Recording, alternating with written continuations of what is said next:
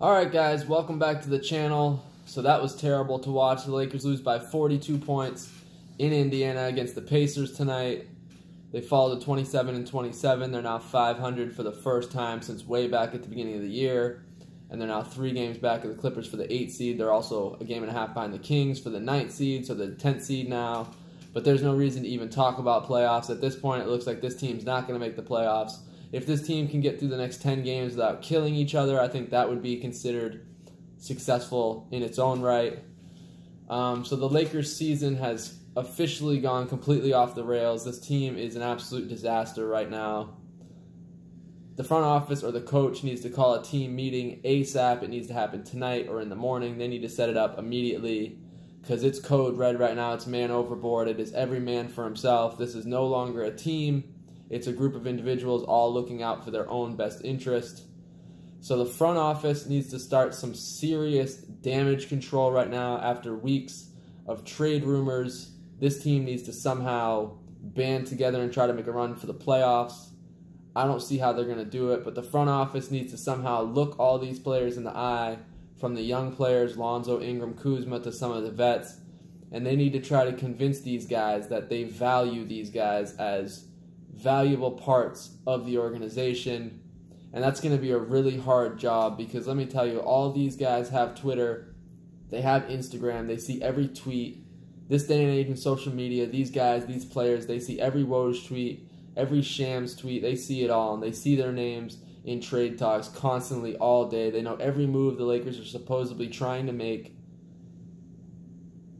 I can't put this on Luke Walton. Luke Walton's clearly lost the team, but in my opinion, it's not his fault. He's not doing the best job, but you got LeBron trying to get Luke fired. You got LeBron in the front office trying to trade our entire team for Anthony Davis. So I don't know how the front office is going to do this, but they have to somehow start some damage control, and I'm afraid it's just not gonna happen. I don't think they're going to be able to do it. I think they've probably lost most of these players by now. But tonight's game was really bad. The worst loss of LeBron James' career, 42 points, the most he's ever lost a game by in his 16-year career. LeBron was sitting by himself at the end of the bench at times tonight. I got a picture of that I'm going to throw up. And then we had fans chanting at Brandon Ingram, "LeBron will trade you." So this is rock bottom for the Lakers. I'm not even going to dive into any breakdown of this game. There's really nothing to talk about. They got outplayed. They got dominated. They showed no heart. They didn't look like a team. They didn't play for one another. That's not a basketball team that just played tonight. That's just a group of guys that rolled the basketball out there, went out there, got their asses kicked, and then walked back off the floor. And against the Indiana Pacers, a team that lost Oladipo, and they've been getting smacked by everybody since Oladipo got hurt, so they just got embarrassed by 42 points by, in my opinion, not a good basketball team anymore without Oladipo. But I'm just going to put this game aside, put it in the toilet, flush it, and just forget about it because, there's no reason to even talk about this game any further. Let's talk about some of the Anthony Davis stuff that's been going on the last few weeks, and mainly today, everything that happened. So Magic Johnson, Rob Pelinka, I made a video at about 5 a.m. this morning saying that it's time for Magic to finally hang up the phone on the Pelicans and block their number, basically tell them, we're done, we're not doing this anymore. Magic obviously took my advice because that's basically what Magic and Rob have done. They are no longer sending offers to the Pelicans. The Pelicans have obviously been playing games with the Lakers for days now. I mean, the Lakers have sent the Pelicans a bunch of good offers that people like Woj have said meets the Pelicans' expectations. That's everything that the Pelicans want. And then there's always that little bit of doubt where they're like, oh, well, we still got guys in the organization that are hesitant to trade him. We don't want to do this. So every time the Lakers send a better offer, the Pelicans ask for a little bit more. And it's to the point now they literally asked for everything. Literally every possible thing the Lakers could give up, the Pelicans asked for. So the last known offer that the Lakers sent to the Pelicans yesterday was Lonzo, Kuzma, Ingram, Hart, Zubac, KCP, and 2 first-round picks for Anthony Davis and Solomon Hills. Terrible contract. So they were offering the Pelicans their 3 young core players, 2 more good young players in Hart and Zubac, KCP, and 2 first-round draft picks, and they were taking on a bad contract, giving the Pelicans that salary relief. So they're basically giving the Pelicans everything they can ask for, and Woj comes back a few more hours with the Pelicans are waiting to be blown away with some historic offer of 4 first-round picks, 2 second-round picks, the Lakers' entire roster.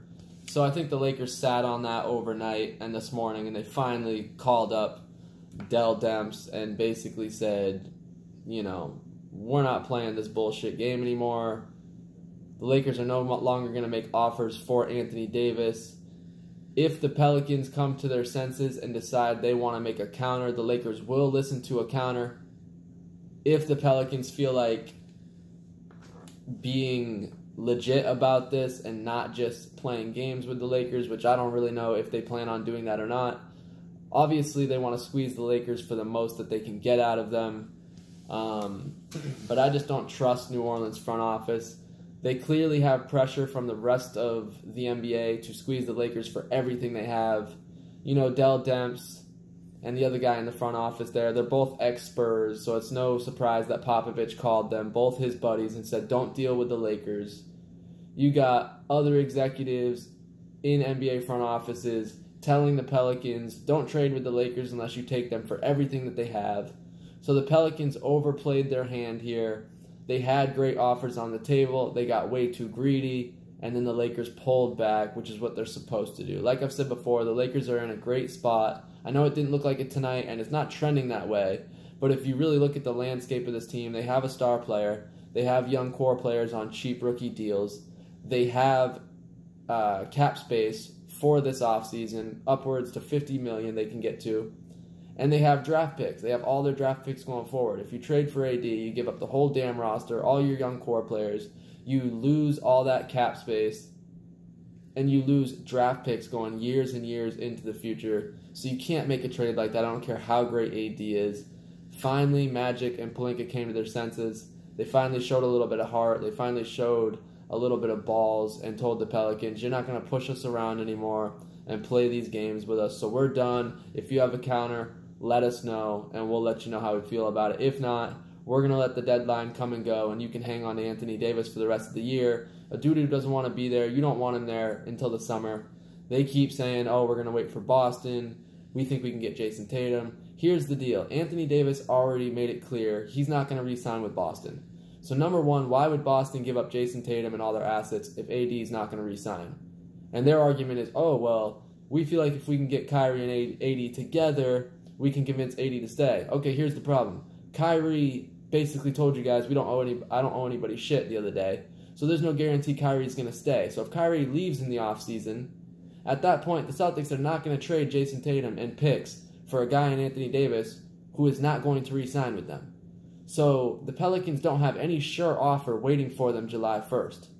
And then after that, there was only the Knicks and the Clippers that AD said he would re-sign with long-term. The Clippers have literally no assets to give.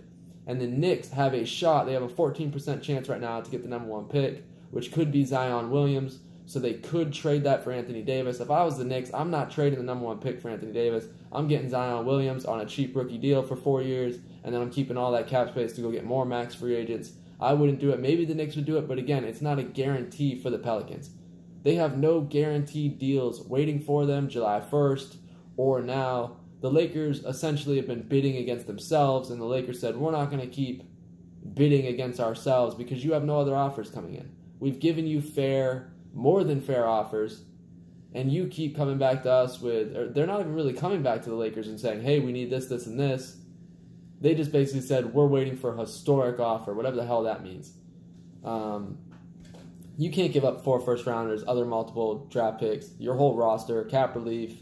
You know, you just can't do it. So that's ridiculous. We'll see if the Pelicans come to their senses. I don't really care either way. But all these rumors are getting out of hand, and it's obviously destroying this team right now. So I don't really know where the Lakers go from here. I honestly don't. I don't know if Magic Johnson and Rob Pelinka can get all this under control. I don't know what you do with the young players that are obviously going to check out. I don't know what you do with Lonzo and LeVar. I don't know what the Lakers are supposed to do right now. They're in a really tough spot. This is the thing I've been saying since the beginning. If you're going to go after Anthony Davis this hard, you got to get him, because you're going to lose all these players on your team they're not going to care about being a Laker anymore. They're going to be checked out. And at their first opportunity to leave, they're going to leave because you don't have that loyalty to them. So if you're going to go after Anthony Davis that hard, you had to get him. The problem was the Pelicans effed around for so long and upped the price so high that the Lakers just can't do it. So now they're stuck with the kids that they didn't want, and they got to somehow look these guys in the eye and pretend like they want them. Magic Johnson told Lonzo Ball a year and a half ago that he was going to be up in the rafters. He was going to retire his jersey. He was going to break all of Magic's records. And now he's trying to trade him as we speak. So it's an awkward situation. And then you got LeBron. LeBron might as well be part of the front office. And he always talks like, oh, I can't wait to get out there with my guys, my teammates. They ask him about Anthony Davis. Oh, I don't get involved in fantasy basketball. LeBron plays this. Oh, I have nothing to do with it. I'm just a player. That's obviously complete bullshit. The reason the front office is doing this is all to appease LeBron James. And I'm telling you what, LeBron James, I know he just came back from injury. He's starting to look 34 years old. It looks like we might have a 34-year-old Kobe Bryant all over again. So let's hope the Lakers can land a star this offseason. They have a bunch of cap space. I think that's the reason why the Lakers are going after AD so hard, is to secure another star, because they don't believe any star wants to play with LeBron. They don't believe they can get a star in free agency with the cap space they have. Or else, why would they be willing to give up everything for a star when they can go get one in the offseason? So it's tough to get a read on everything that's going on. It's sad as a Laker fan. I had high expectations for this season, but it is all going down in flames very fast right now. So, I don't know, man. Lakers lose by 42 tonight. I had a few other things to say. I wanted to say, oh, yeah, congratulations, LeBron James. Career milestone, 32,000 points. I mean, there we go. That's something positive, I guess. I don't really care. I mean, it's a great achievement for LeBron, but we're going to have to watch LeBron pass Kobe Bryant's all-time points milestone in a Laker jersey. Most likely, unless for some reason he's gone at that point. But yeah, that's going to do it, man. Let me know in the comments how you guys are feeling about the Lakers. What do the Lakers front office need to do from here? What are they going to do about these young players who are all checking out? This whole team's checking out right now. Let me know what the Lakers should do from here on out.